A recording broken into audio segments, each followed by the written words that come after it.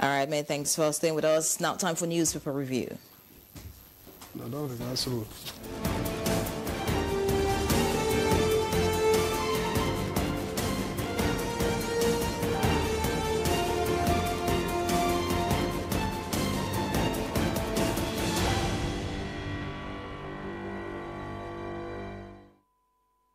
Chukwudi Okoliubaja is seated and ready to flip through the papers. You're already flipping through the papers. I am happy. I'm better composed now. I was enjoying that voice. You know, the last promo we played.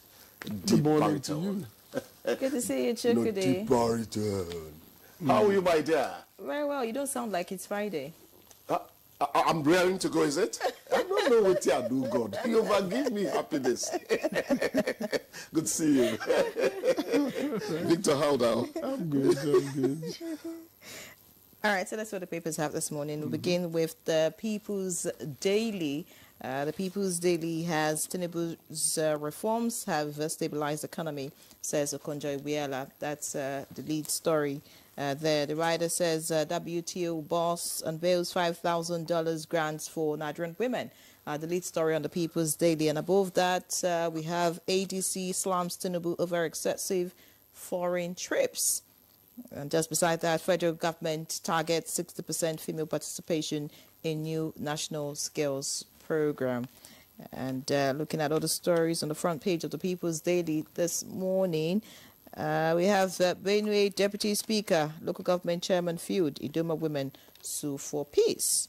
All right, Benue is still in the news, and of course, continuous voter registration is also making the headline this morning. And the caption here says, insecurity bars INEC from assessing 4 Borno local government areas. Ibom Air Saga, airline operators lift flight ban on Camfort Emerson. Federal government unveils 10 billion naira interest-free loan scheme for staff in tertiary institutions. And finally, from the People's Daily, we have federal government to unlock $150 billion dormant land capital to boost economic growth. All right, let's see what the Business NG has. Business NG has naira among strongest currencies in the world. That's according to the CBN. And above that, federal government to link Barrow Inland Port to Lagos Kano Rail for cargo boost, and that's on page 2. Above the masthead of the Business NG, we have Okonjo-Iweala credits Tinubu for economic stability. Tinubu orders review of revenue deductions to boost growth. And finally, from the Business NG, we have 176 blacklisted estates threaten Lagos real estate. Okay. So that's it from the Business NG. Victor, what do you have? All right, thank you. I have the blueprint. And the lead story reads, DHQ reinforces hunt for Toji 24 hours after Mahmuda leader's arrest. Denies extrajudicial killings in Southeast. U.S. approves sale of $346 million precision rockets, bombs, others to Nigeria. And above the nameplate, FG approves 4 trillion naira electricity sector debt refinancing plan. That's on page 20. And just below the nameplate, FG to Southeast, no region will be left behind in nation's development drive. That's on page 16. Nigeria to reduce dependence on fish importation, credited to Oyetola, and on page 21. And in sports, after AfroBasket victory, FIBA ranks the Tigers 8th in the world. That's on page 32. And this one to the right is amid alleged 189 billion naira withdrawals. Tambuwal storms Sokoto in triumphant entry. PDP, ADC supporters differ. And towards the bottom now, Tinubu's reforms stabilizing Nigeria's economy is on the papers, on all papers this morning. Okonjo-Iweala says so. And the last strip at the bottom, INEC delivers sensitive materials for Saturday by-elections in Edo, Jigawa, Oyo, and others. That's on page 6. Chukwudi. Yes, I'm happy about the arrest of the Mahmoud leader. I hope I got that name correctly pronounced. It tells you that whatever you do, the long arm of the law will always catch up with you. I remember, Ere would not know what I'm talking about. Inshallah, you know, in those days, when he was eventually cornered, he said, first offenders often learn from hardened criminals. Secondly, he said, I'll face the firing squad with a smile. Thirdly, he said, the end of a criminal is always bad and terrible. You know, the other time I told you that my set, we crammed up so many things, you know. What am I driving at? Whatever happens, at the end of the day, they'll show you that crime does not pay. I wish that Turji would turn himself in. I wish that we can actually make peace with all these terrorists and bandits. I see them as my fellow human beings. Whatever they are thinking, whatever wacky, you know, mentality they have assumed, they've got to know that together we can do better in terms of nation building. So, kudos to the military for taking in Abbas Abubakar. That's the name of the man they just arrested. That's it. You read that Okonjo-Iweala is giving what to women? Okay, you can't remember. No, it's the federal government that is giving, that targets 60% female participation in new skills program. I thought it said something about WTO. Yeah, anyhow. Yeah, okay, $5,000 grants. $5,000 grants for women. That's not where I am coming from. I'm going to come from Tinubu's reform stabilizing Nigeria's economy, Okonjo-Iweala. Editors are free to choose their news angles. I stopped saying Tinubu is competent. I stopped saying that about 8 months ago. So I don't begin to sound like a sycophant.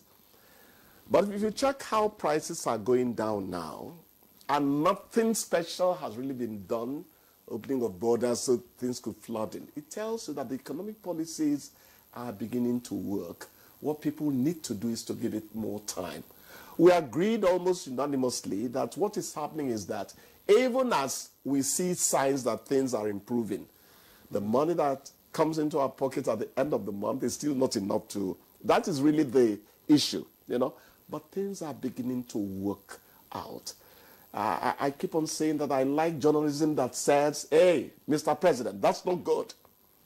But when you also see a silver lining there in the clouds, mention it. It's called sincerity at the duty post. So I am happy to note that Iweala is saying that the reforms are beginning to stabilize Nigeria's economy. You know, Iweala shoots from the hips. She doesn't know how to pretend. Yes. The electricity sector refinancing, you read that as well. Yes. You know, that has become the genie in the bottle. You know, it's as if our electricity is trapped in a bottle.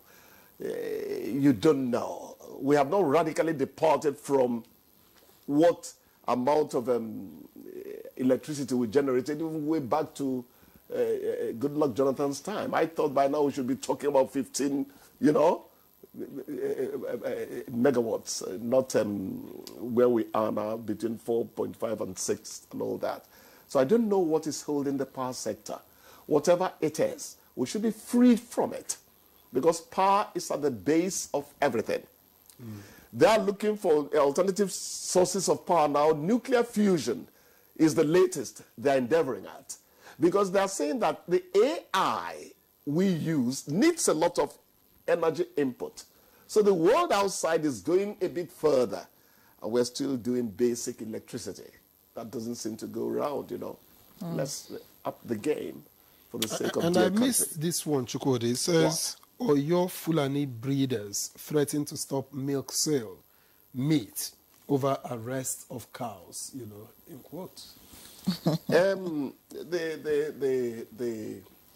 The story between herders and farmers and community people will continue till we decide to engage modern ways of herding.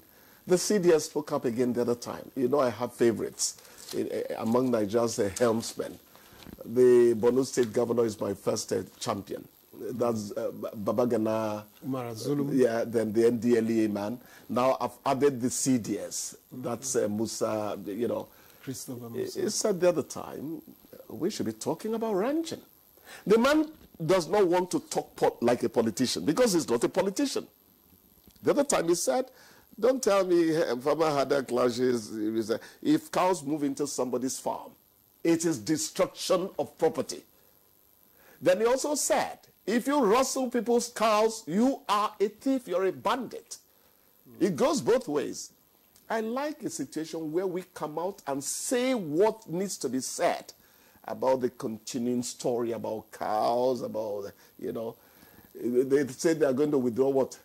Sale of milk. Don't worry. After about 2 weeks, they'll say something different. Do you know what would stop all this farmer herd whatever?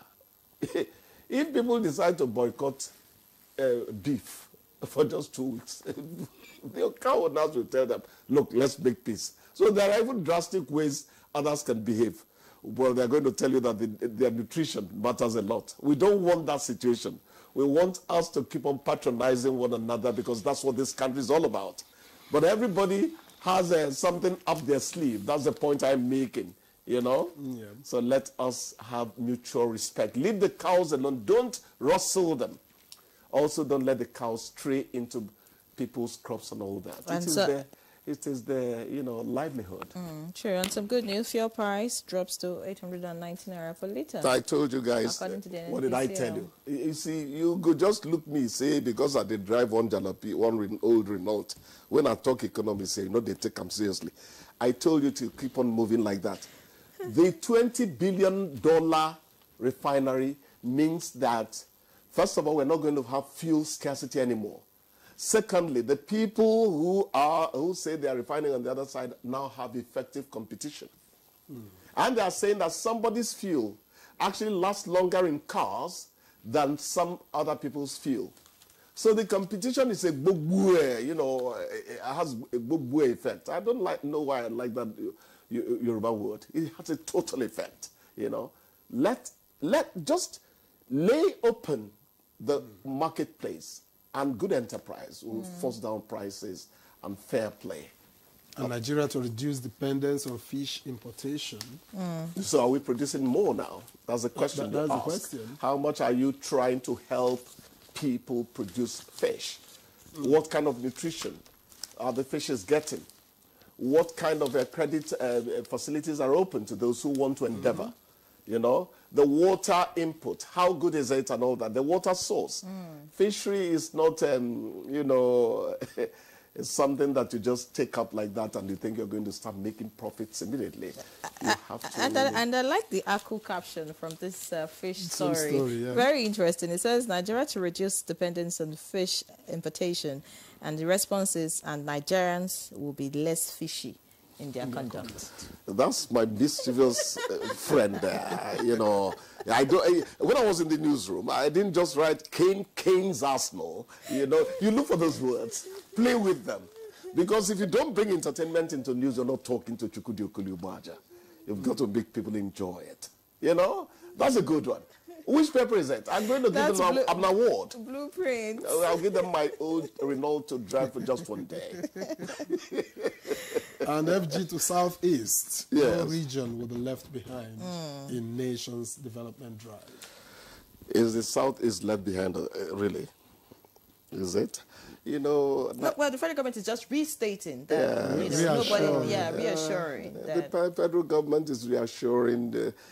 Look, Nigerians should be happy what God has done for them. I don't think any region is really left behind in this country. It's more of the local governments and the governors working. These thrones we throw at the center. This tendency we have that when a politician gets to Abuja, he will be reformed. When actually he started his looting from your village, it's not going to work. So let's have a holistic attitude towards nation building. It's going to work out. You go to Google, you ask about Southeast people. Google will tell you they're some of the most prosperous people on the continent. If the space across the nation was not fair to them, where would that money be made? I want people to reason everywhere, you know. Yes, the politics in the South is, I am one of those who felt that by now Nigeria should have managed to make somebody from South is the president of this country by making a point after the Civil War. It's my opinion. Politics does not work like that, you know. But then you ask, How much are the Southeast people coming together in unity to produce, you know, in Nigeria, a president of Southeast extraction and all that? But there's hardly, when you talk about unity, I remember when Ifeanyi Okowa was going to contest the governorship of Delta. Yes. And I had the opportunity of interviewing him, and I asked him, you know, if, you know, this unity among Delta Northerners at the time wasn't going to be a problem. And he said, look, that there is no time that the people will be so united that everybody will say, okay, I drop my ambition, I know you go. That everybody wants to aspire until at a certain point when it becomes clear and then people begin to realign and all of that. So we are not going to say, okay, Chukwudi, because you're wearing a red cap, don't worry, just go. I will stay here. You know, that's how life is. Yes, I agree. But to give it to my northern brothers, there are situations where Northerners in those days will say, hey, okay, for the sake of the region, let him go.